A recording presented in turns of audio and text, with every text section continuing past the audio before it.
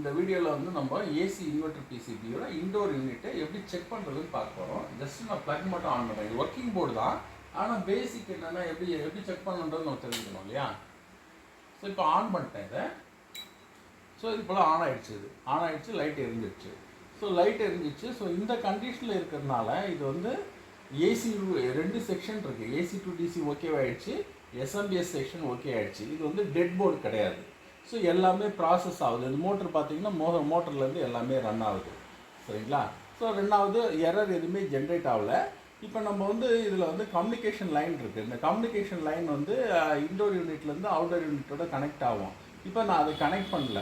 இந்த எரர் எப்போ வரும்னா ஒரு 3 மினிட்ஸ் கழிச்சு 3 மினிட்ஸ்க்குள்ளே வந்து இந்த எரர் ஜென்ரேட் ஆகும். பார்த்தீங்கன்னா இப்போதைக்கு எந்த எரர் ஜென்ரேட் ஆகலை. ஃபஸ்ட்டு இது ரன் ஆகும்போது என்ன ஆகுதுன்னா முதல்ல AC to DC supply run ஆகுது. அதுக்கு அடுத்தது வந்து நமக்கு SMPS section 12 volt 5 volt run ஆகுது. அப்போ அதோட SMPS over, power supply level over. அதுக்கப்புறம் ஸ்விங் மோட்ரு. அதுக்கப்புறம் ஃபஸ்ட்டு வந்து இதை ட்ரேஸ் பண்ணுறது வந்து எதை ட்ரேஸ் பண்ணோம்னா இந்த சென்சார் தான் பார்க்கும். ஏன்னா இந்த சென்சார் தான் மைக்ரோ கண்ட்ரோலருக்கு ஒரு இன்ஃபர்மேஷனை கொடுக்கும். ரூம் வந்து காயில் சென்சார் இருக்குது. ஸோ காயில் சென்சார் வந்து கோல்டை வந்து கூலாக இருக்கிறத வந்து மானிட்டர் பண்ணோம். ரூம் சென்சார் வந்து ரூமுடைய டெம்பரேச்சர் ஹீட்டை வந்து மானிட்டர் பண்ணும். ஸோ இதை பேஸ் பண்ணி தான் அந்த கூலிங் சிஸ்டம் வந்து ரன் ஆகுது. சரிங்களா. ஸோ இப்போ வந்து ப்ராசஸ் வந்து ரொம்ப பக்காவாக இருக்குது. இப்போ நான் சென்சாரை கழட்டி விட்டுட்டு பார்த்தா இது என்ன மாதிரி எரர் ஜென்ரேட் ஆகுதுன்றதை செக் பண்ண போகிறேன். ஸோ எப்படி ஒரு லைவில் செக் பண்ணுறது, ஒரு போர்டை என்ன கண்டிஷனில் இருக்குது இந்த போர்டுன்றது முதல்ல செக் பண்ணுறதுல பார்க்க போகிறேன். ஃபஸ்ட்டு வந்து நான் இதை ஆஃப் பண்ணிடுறேன். இப்போ ஆஃப் பண்ணிட்டேனே எனக்கு என்னென்னா இப்போ இது வந்து ஒரு டெட் போர்டாக இருந்தால் இதை எப்படி நான் செக் பண்ணிக்கணும்னு பார்த்தீங்கன்னா இதில் வந்து இந்த மல்டிமீட்டரில் வைக்கிறேன் மல்டிமீட்டர் பாருங்கள். இதில் வந்து நம்ம வோல்டேஜ் வந்து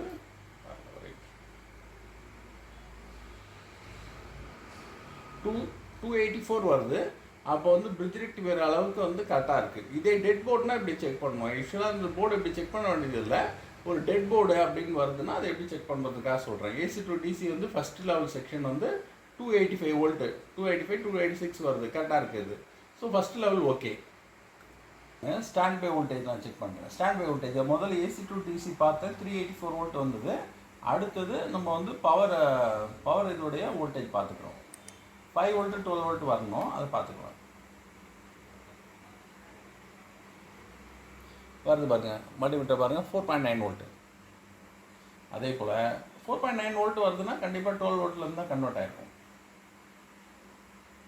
12 வோல்ட்லேருந்து தான் கன்வெர்ட் ஆகிருக்கும்.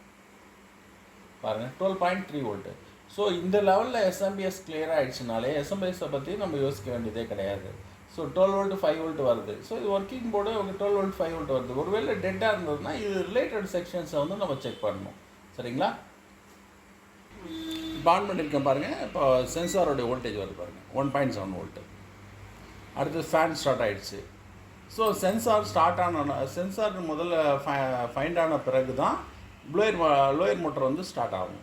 ஸோ சென்சார்லேயே எரர், இனிஷியலாகவே எரர் வந்ததுன்னா அது வந்து நமக்கு இதோடைய எரராக இருக்கும், சென்சாரோடைய எரராக இருக்கும். சென்சாரோடைய எரர் கிளியர் ஆன பிறகு தான் நமக்கு ப்ளோயர் மோட்டார் வந்து ரன் ஆகும். அது இது ஆகலைன்னா அதோடைய எரர் வந்து ஜென்ரேட் ஆகும்.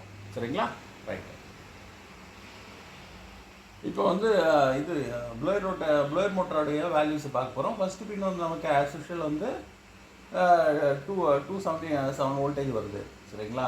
செகண்ட் பின் வந்து டம்மி நோ கனெக்ஷனு. தேர்ட் பின் கிரவுண்டு. ஃபோர்த் பின் வந்து 15 வோல்ட் லைனு, 14 வோல்ட் வருது. நம்ம இன்னும் கம்மி பண்ணி வச்சா எக்ஸாக்டாக வரும், 14.8 அது போல் வரும்.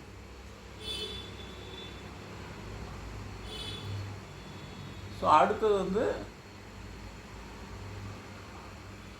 7.7 வந்து இது வந்து ப்ளூ கலர் ஒயரு. இது வந்து பார்த்தீங்கன்னா பல்ஸு பிடபிள்யூஎம், அதாவது மைக்ரோ கண்ட்ரோலர்லேருந்து அவுட்புட் வரக்கூடியது. அடுத்தது எல்லோ கலர் பார்த்தீங்கன்னா ஃபீட்பேக் பார்த்தீங்கன்னா மோட்டர்லேருந்து மைக்ரோ கண்ட்ரோலருக்கு இன்புட் பார்க்கக்கூடியது. எவ்வளோ வோல்டேஜ்னா 3.4 வோல்டேஜ். ஸோ இதுதான் வந்து ப்ளோயர் மோட்டார் செக் பண்ணுறது. இன்னும் கொஞ்சம் நேரம் கழிச்சு, இன்னொரு 1 or 2 மினிட்ஸ் கழிச்சு இது கட் ஆஃப் ஆகிடும். ஏன் கட் ஆஃப் ஆகிடும்னா நமக்கு வந்து இது அவுட்டோர் யூனிட்டுக்கு சிக்னல் போனால் தான், கம்யூனிகேஷன் போனால் தான் நமக்கு உதவும். பாருங்கள் ஆஃப் ஆகிடுச்சு, பாருங்கள் ஆஃப் ஆகிடுச்சு. இல்லை எரர் ஜென்ரேட் ஆகுது பாருங்கள். 1 2 3 4 5 5 பிளிங்க் வருது. இது வந்து கம்யூனிகேஷன் எரர். ஏன்னா இந்த அவுட்டோர் யூனிட்டுக்கு இந்த சிக்னல் அனுப்பிச்சா தான் அவுட்டோர் யூனிட்டோட ஸ்டார்ட் ஆகி கம்ப்ரஸர் யூனிட் ரன் ஆகும். ஸோ 5 எல்இடி வந்து பிளிங்க் ஆகுது. இது வந்து எல்ஜியோட இது. நம்ம நெட்டில் போட்டு பார்த்தா கம்யூனிகேஷன் எரர்னு வரும். சரிங்களா? இப்படி தான் இண்டோர் யூனிட்டை நம்ம செக் பண்ணலாம். தனியாக வச்சோம் இதே போல் செக் பண்ணலாம். சரிங்களா? தேங்க்யூ.